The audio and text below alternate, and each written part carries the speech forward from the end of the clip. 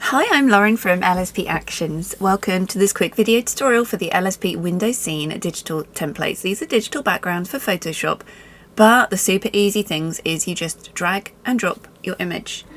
And if you want to use a background instead of the background on your image, there's a few little different ones in here for you to play with, as well as snow. So when you first go ahead and open this up into Photoshop, you'll notice that you have your layers in your layers panel. If you can't see your layers panel, come up to window, make sure you hit layers, and they will look like this. One layer is coloured orange, and this is called your subject here. This is the one you need to click on before you add your image in. And that way everything will be in the right order. Layers are like imagine layers of tracing paper. You want to put it in the same place. So I'm going to go ahead and open the other two too. Once you've downloaded these, you might want to save them somewhere safe on your computer so that you don't save over them. But if you do, you can always create an account at lsp-actions.com using the same email address you used at checkout to make sure you can re-download these when you need to. I'm just going to go to open. You can locate these in your downloads folder, but I do recommend adding these, somewhere on your computer where you can access them easily. I'm just going to open them up and choose which one I feel is right for our image. So we have 3 different scenes. And these are a really fun addition, and you can also add, images that your clients sent in from home as well as an extra thing you can offer, extra bit of revenue and something great for your clients to have. So let's just dive in and get started. You'll see all of these have very similar layers. Some of them are a tiny little bit different depending on the background. So just make sure you are selected on your subject here. When you pop your subject in, it will appear above this, but this is a placeholder layer. So let's dive in. You can either drag and drop your image in, or you can go to File, Place Embedded.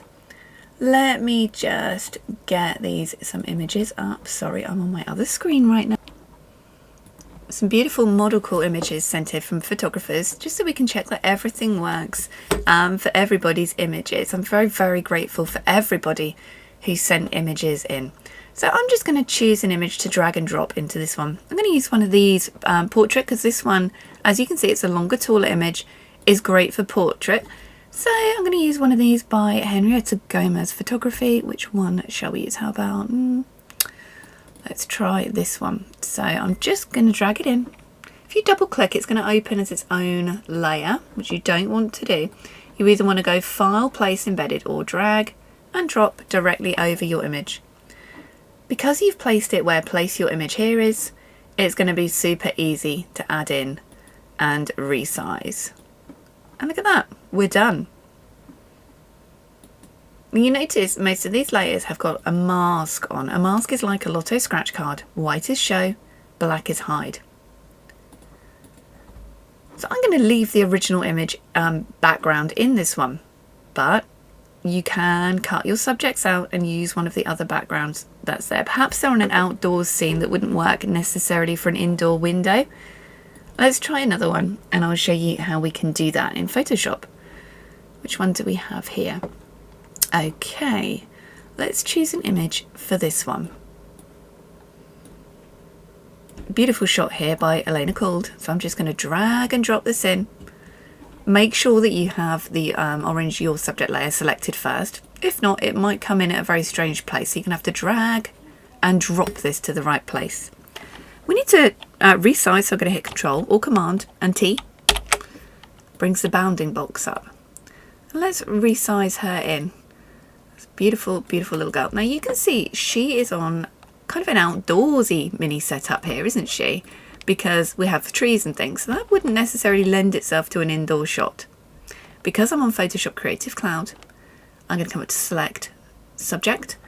If you're on an earlier version of Photoshop, you're going to need to add the layer mask and mask yourself. But because we already have our selection now, and come down here, the little box, it's like a rectangle with a circle in. This adds a layer mask with our selection. If for some reason, you are on an old version of Photoshop and you don't have Select Subject, you can add the layer mask, grab a brush, set to black, Make sure the hardness of the brush matches the hardness of your subject. For example, if you shot shallow depth of field and it's blurry, use a soft brush. If it's harder, like this one, everything's in focus, use a hard brush. And you can just come in and start manually painting your background away until you're happy. Be careful around the hair and any soft areas. It's good to take your time with masking if you're having to do it manually.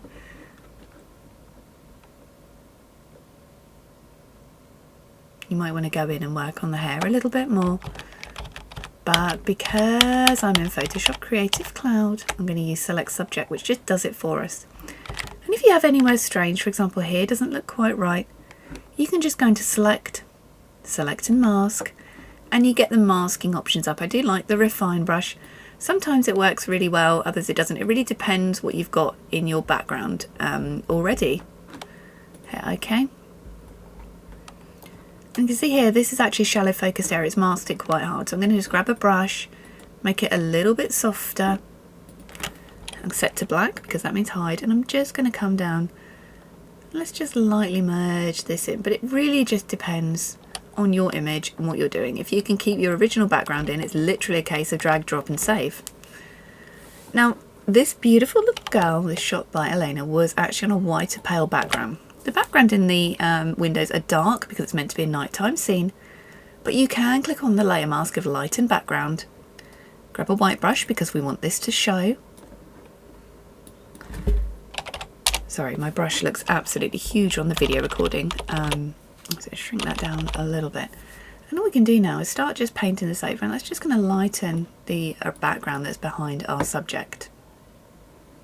You can turn these on and off. You have background bokeh, plain background, bokeh on and off. We're just going to dark if you want the dark black background in there with just some bokeh.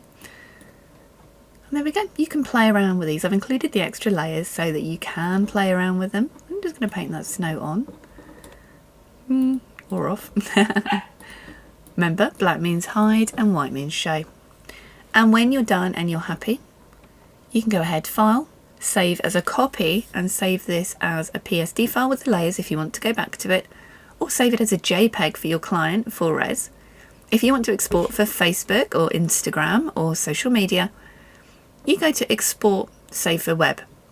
This way your image is going to be resized and kind of, what's the word? I'm not sure what the word is, but it's condensed properly, compressed properly for web. So entirely up to you how you want to save that.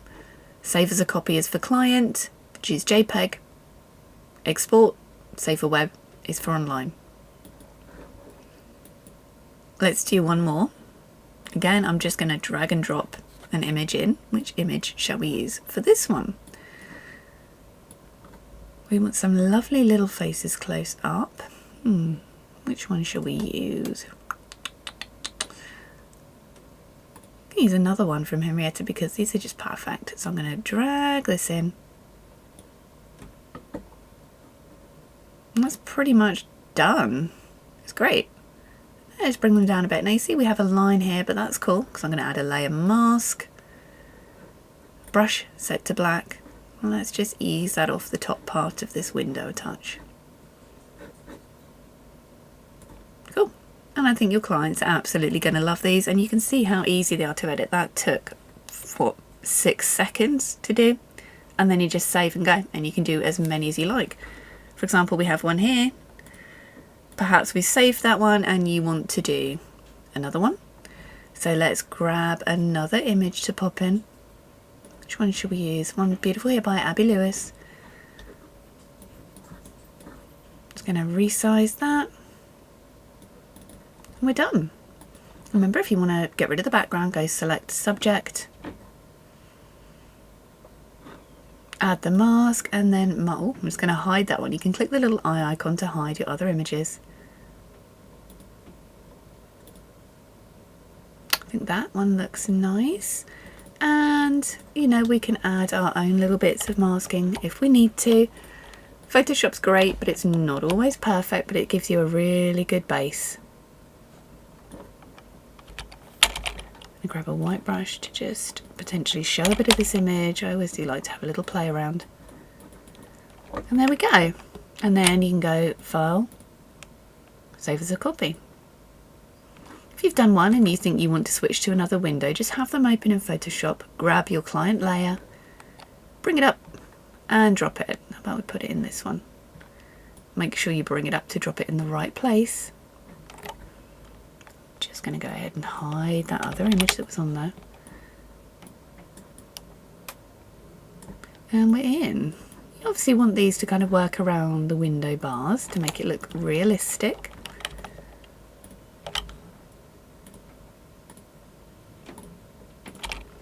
Because I painted lights and background, I'm just going to take that off a little bit with a black brush. Cool. And you can go ahead and save. So I do hope you enjoy using these. Super quick to use, really good fun. Great to add to your Christmas minis because they take seconds to edit. You can edit them in batches. Wonderful to add in for your clients. A great extra source of images you can create for yourself and for your clients, and it's going to make them really happy. And they're very attention grabbing on Facebook as well. Hope you love these. I'd love to see what you do. Please do post in the LSP Actions Facebook group so I can take a look at what you're doing. I'd love to see. I'm Lauren. Thanks for watching.